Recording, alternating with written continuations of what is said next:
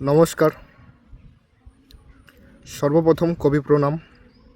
আজ 25শে বৈশাখ আমাদের কবিগুরু বিশ্বকবি রবীন্দ্রনাথ ঠাকুরের 165তম জন্মবার্ষিকী।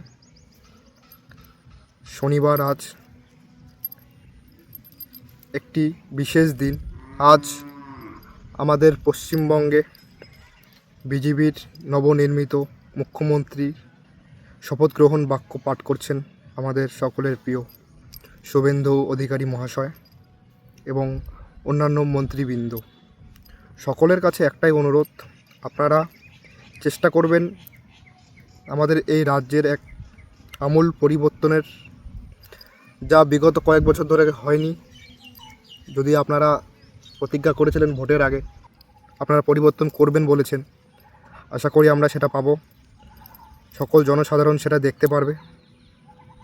অনেক অনেক শুভেচ্ছা রইল শুভেন্দু অধিকারী মহাশয়কে এবং অন্যান্য নেতৃত্ববৃন্দকে। নমস্কার। জয় হিন্দ, জয় শ্রীরাম।